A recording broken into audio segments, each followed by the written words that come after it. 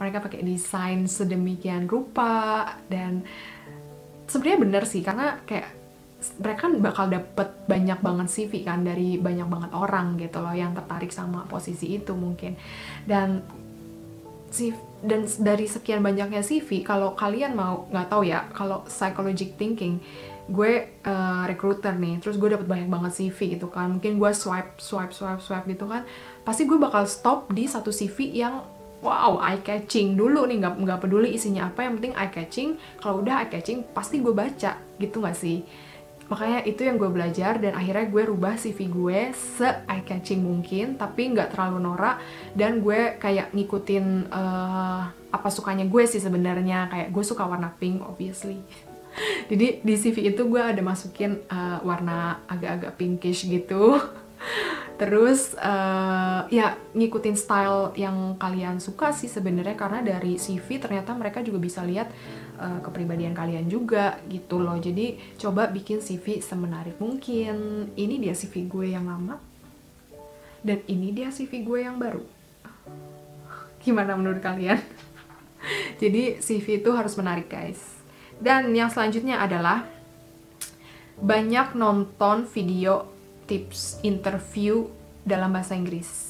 Itu penting banget, karena kan kita di Indonesia, biarpun kalian bilang it's okay, English is easy, I can talk English, trust me, it's different. Kalau kalian nggak pernah tinggal di luar negeri, kalau kalian nggak pernah daily interacted with native English speakers, atau mungkin kalian mau kerja di Malaysia, mereka kayak 90% bahasanya pakai bahasa Inggris guys.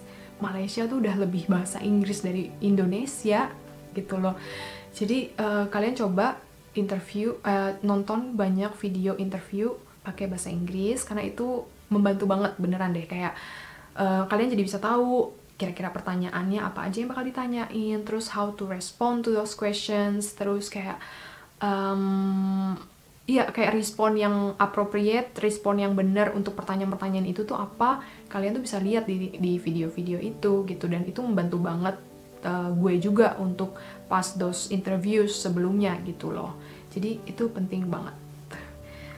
Yang selanjutnya adalah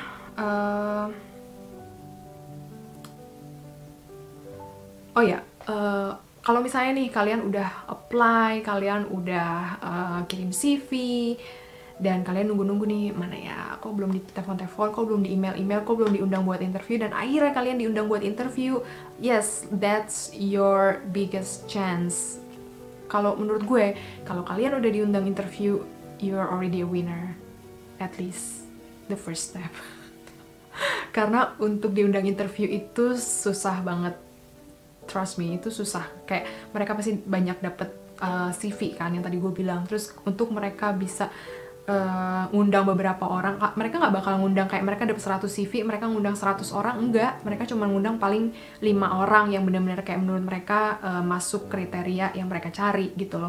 Jadi kalau kalian udah masuk sampai tahap interview, itu udah keren gitu. Biarpun nanti interview kalian gagal, tapi itu cerita lain gitu loh. Itu udah kayak buat gue, kalau gue udah masuk interview, gue udah seneng banget. Kalau interview gue gagal, berarti I'm not doing good enough. What should I improve on that interview gitu loh. Jadi kayak semakin banyak interview sebenarnya semakin bagus, karena kalian bakal semakin improve gitu. Dan tips gue kalau udah dapet undangan interview, cari tahu tentang perusahaannya. Satu, cari tahu tentang perusahaannya, mereka bergerak di bidang apa, terus bisnisnya ada di mana aja. Terus yang paling penting juga adalah tentang job description yang kalian apply, obviously. Jadi kayak biasanya mereka tulis panjang lebar ya, job desk-nya apa, itu kalian juga harus pelajarin. Dan yang paling penting adalah cari tahu standar gajinya. Kalau kalian, sekali lagi, kalau kalian punya kenalan di luar negeri, itu gampang banget untuk cari tahu rata-rata gaji untuk posisi ini berapa ya gitu. Jadi pas mereka sih jarang ya. So far sih gue nggak pernah kayak ditanyain mau gaji berapa gitu, what do you expect we pay you gitu, enggak. Kayak mereka udah ada standar gajinya sendiri. Jadi pas kalian lulus interview, kalian dapat offer letter, Di situ baru kelihatan gajinya. Nah, kalau kalian udah tahu nih kira-kira kayaknya gaji yang di offer lebih rendah dari yang rata-rata deh. Nah, kalian bisa tuh negosiasi di situ kalau kalian udah tahu gajinya. Tapi kalau kalian udah seneng sama gaji yang di offer pertama, ya why not, ambil aja gitu. Tapi menurut gue research tentang perusahaan sama tentang posisi yang kalian ambil itu penting banget untuk menunjukkan ke mereka juga kalau kalian punya interest di perusahaan mereka, dan punya interest juga, punya knowledge yang cukup juga di posisi yang mau mereka ambil. Dan makanya gue bilang tadi, coba kerja dulu di Indonesia supaya kalian juga tahu. Misalnya nih kalian apply posisi A, kalian udah tahu juga, kalian bisa jual kayak diri kalian gitu ke mereka. Oh, posisi ini tuh nanti gue bakal kerjanya kayak gini. Dan kalau kalian ada pertanyaan yang spesifik soal posisi itu, kayak udah gampang aja gitu loh, kayak ngeflow-nya udah gampang. Jadi tektokannya sama si interviewernya juga udah lebih enak gitu, lebih nyambung juga jadinya. Yang selanjutnya adalah waktu di interview, kalian jangan sungkan-sungkan untuk ngasih opini, jangan sungkan-sungkan untuk just speak your mind. Karena budaya di Indonesia dengan budaya di luar negeri itu beda banget, guys. Even di Malaysia yang budayanya mungkin menurut kalian agak lebih sama, itu beda. Mereka budayanya udah lebih outspoken, orang-orangnya udah lebih outspoken, mereka lebih speak their mind banget daripada di Indonesia. Karena di Indonesia hierarki banget kan, jadi kayak lebih kayaknya gue kalau ngomong kayak gitu kayaknya nggak sopan deh. Adalah beberapa hal yang nggak sopan, tapi nggak se-strict di Indonesia gitu loh. Dan di Indonesia kita lebih diajarin untuk mendengarkan daripada mengungkapkan pendapat, bener nggak? Dan itu beda. Di luar negeri kita lebih dituntut untuk mengungkapkan pendapat, untuk mengungkapkan apa yang kita pikirkan, dan tunjukin itu di interview kalian. Tunjukin kalau kalian punya pendapat, tunjukin kalau you're outspoken, you can speak your mind, dan jangan malu bertanya. Tanya apapun gitu loh. Tanya, nih kerjanya full time apa part time, terus kerjanya expect gue kerja di weekend apa enggak. Karena kan otomatis kalau misalnya kalian kerja di Indonesia, gue pernah kerja di Indonesia, dulu gue kerja di Indonesia, weekend pun gue masih dituntut untuk kerja. Tapi di luar negeri budayanya again beda-beda. Ada perusahaan yang mungkin menuntut kalian untuk kerja di weekend, ada perusahaan yang menuntut kalian untuk weekend it's your off day, so you don't have to work gitu. Tanya, bener tanya, hal sekecil itu mungkin menurut kalian, gila, kalau gue nanya kayak gitu kayaknya kesannya pertanyaan bodoh nggak sih? No, there is no stupid questions, just ask. Better to ask than like being really stupid at the end. Oh ya, terus tanya juga soal visa, gimana? Apakah mereka akan menanggung visa kalian atau enggak? Apakah mereka akan ngasih kalian visa kerja atau enggak? Pengalaman gue juga ada di sini. Dulu gue interview di salah satu perusahaan startup gitu. Gue udah tinggal di sini, tapi waktu itu visa gue masih student. Terus gue nanya, akhirnya gue udah diterima nih. Terus gue nanya, nanti kalau visa student gue habis, kalian mau nggak kasih gue visa? Ternyata mereka nggak bisa karena mereka masih startup company. Yang kayak gitu-gitu harusnya gue tanya di awal sih, tapi gue nggak nanya itu karena gue nggak kepikiran juga kan. Tapi pas gue udah diterima, kayak masa gue cuman kerja 6 bulan, kalau gue pengen lanjut, kira-kira chance-nya gimana, kayak gitu-gitu. Terus ditanyain, guys, visa siapa yang provide, terus siapa juga yang bayar visa ini gitu. Kalian juga harus tanya soal itu. Terus yang kedua terakhir adalah siapin biaya yang cukup. Karena kalau kalian pindah ke luar negeri, otomatis di bulan pertama kalian nggak akan dapet gaji. Kalian gajiannya kan setelah sebulan itu kan. Kalau di Malaysia dulu sewa apartemen itu kita harus ada deposit. Jadi misalnya apartemen harganya misalnya let's say 2.000 ringgit gitu. Depositnya biasanya kayak 3 bulan atau kayak 3 bulan atau 2 bulan gitu. Dan zaman dulu itu masih lumayan banget ya. Jadi kayak siapin uang yang cukup untuk seenggaknya 1-2 bulan pertama kalian di sana. Terus ya itu sih, kayak untuk makan kalian, untuk tempat tinggal kalian. Terus biasanya juga perusahaan sih ngasih allowance ya, tempat tinggal sama transport. Cuman beda-beda perusahaan, beda-beda juga kebijakannya, dan itu juga bisa ditanyain gitu.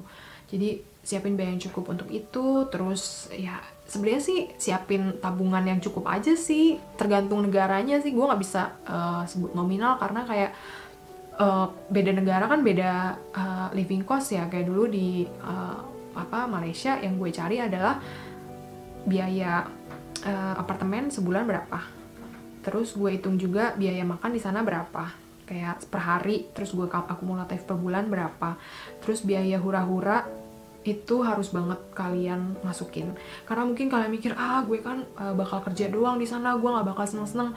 Enggak, lu bakal seneng-seneng, lu bakal belanja, lu bakal party. Kalau lu punya temen yang oke, yang seru gitu, lu bakal banget entertain yourself. Karena kalian di daerah baru, kalian di di environment baru, dan kalian mau explore sebanyak mungkin, dan kalian masih merasa kayak I'm a tourist but I'm working here, you know, so you want to really like explore that area really, so you have to put aside a budget for that. Terus apa lagi ya perintilan sih, kayak asuransi, terus perintilan sih, pokoknya itu harus banget disiapin gitu. Jangan sampai kalian udah kerja di luar negeri terus nyusahin keluarga yang di Indonesia. Makanya sekali lagi penting untuk kerja dulu di Indonesia dan nabung guys, biar kalian punya uang yang cukup untuk kerja di luar negeri. Dan the last but not least adalah izin orang tua, izin keluarga. Karena gue percaya banget kalau kita ngelakuin apapun, gak ada restu dari orang tua, gak ada restu dari keluarga, itu pasti berat. Dia pun kayak, akhirnya gue bebas dari keluarga, tapi kalian membuat sedih dan atau kayak orang tua kalian bener-bener kayak totally against it, kayak pasti ada aja gitu guys susahnya nanti. Jadi menurut gue izin keluarga penting banget. Kayak dulu strategi gue adalah waktu gue kerja di luar negeri, gue bilang gue mau kerja di luar negeri. Kenapa kok jauh banget kerja segala macam, apalagi gue perempuan kan, sendirian pula gitu loh ke luar negeri. Ya nggak jauh lah, cuma di Malaysia doang. Gue bilang cuma di Malaysia doang kan bisa lah, itu mah pulang sering ke Indonesia pesawat cuma 1,5 jam kalau nggak salah dari Kuala Lumpur ke Jakarta. Lagian gue juga nggak planning untuk kerja lama-lama kok, setahun lah at least, cobain aja, cari pengalaman kayak gitu guys. Itu untuk dapat approval pertama. Sisanya terserah Anda. Kalau misalnya betah dan kalian bisa nunjukin ke orang tua kalian kalau kalian bisa hidup mandiri, pasti mereka bakal izinin kok seterusnya kayak gitu.